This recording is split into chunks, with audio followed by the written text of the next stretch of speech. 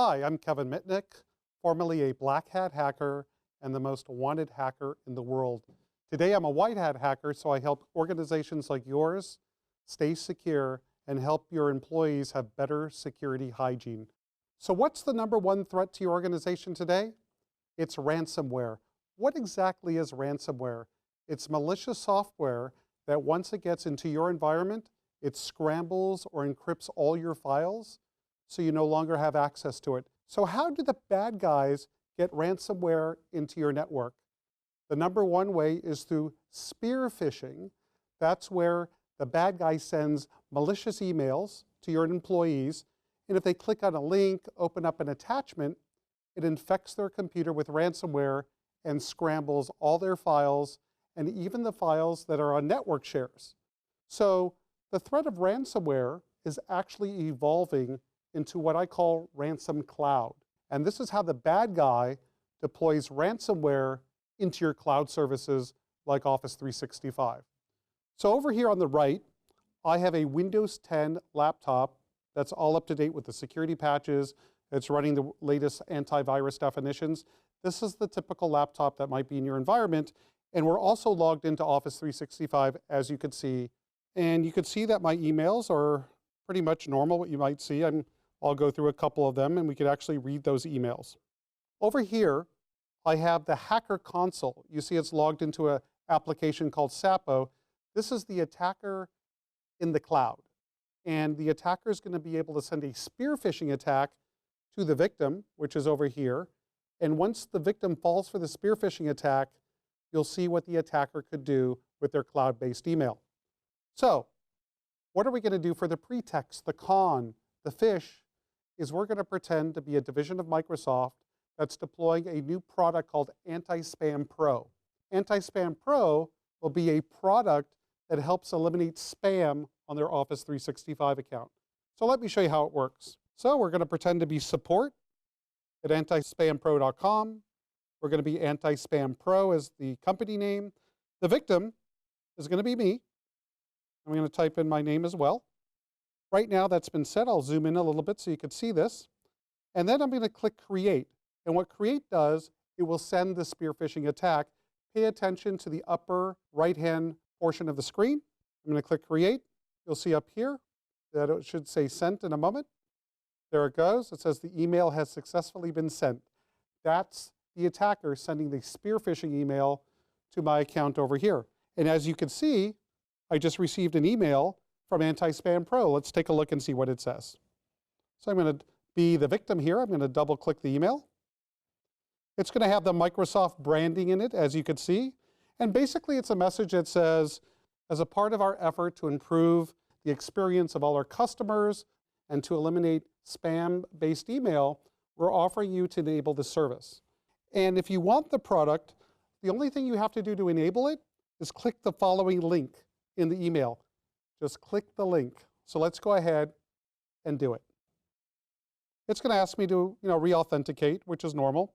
And then what it asks me to do, it asks for permissions because Anti-Spam Pro needs permissions to eliminate spam. And what an ordinary user will take a look at it and says, yeah, this sounds normal that they need to look at your email, they need to read your email, they need full access and this sort of thing. And as soon as the victim accepts those permissions, it's game over. And now we go to the attacker computer and we're going to refresh and we're going to enable certain functionalities. So this web application is actually in the cloud. This victim could be any company located on any part of the planet. It doesn't matter. So what functions do we have here? If we look at the bottom here, what we could do is we could view the victim's contacts of this person here. I could view their emails. I could send email as them and a few other things which I'll get to in a moment. So let's go ahead and view the emails. Let me zoom out. We'll view emails. What does view emails mean? What I'm doing is I'm viewing the emails of the victim that clicked on the spearfishing link, so I have complete access to their emails. What else I could do is I could actually send email as them. So I could send email to their colleagues, to their business partners, to their family or friends. and use the same spearfishing attack to attack them. But what's the most scariest of them all is Ransomcloud. What Ransomcloud's going to do is, in real time, as you'll see, infect the victim's emails, actually encrypt them so the user no longer has access. So let's go ahead and enable Ransomcloud. I'm going to click Enable Ransomcloud. And you see in real time it says infected, infected, infected, infected. What the attacker is doing is actually encrypting all the emails in this account so the victim no longer has access. What we do see is the subject line. Why do the attackers leave the subject line? Is so the victim knows what emails they can't access. So if we take a look over here, we'll scroll up, and you see an email that says, your emails have been encrypted.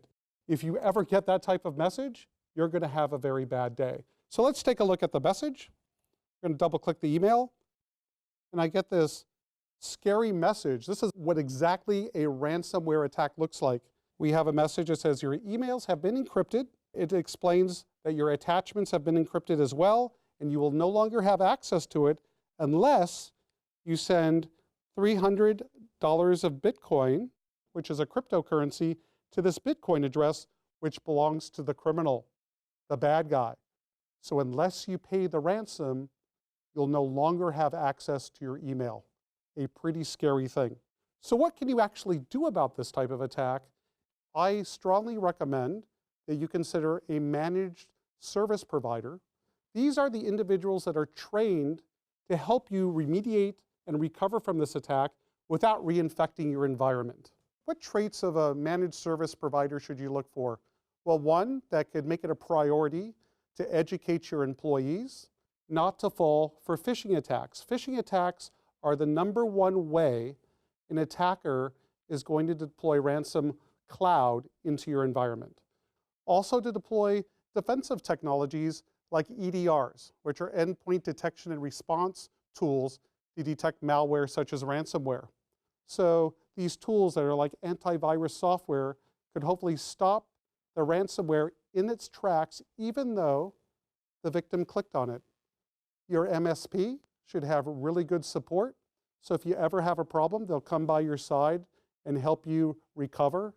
And most importantly, you want a managed service provider that could help you back up your information locally or in the cloud.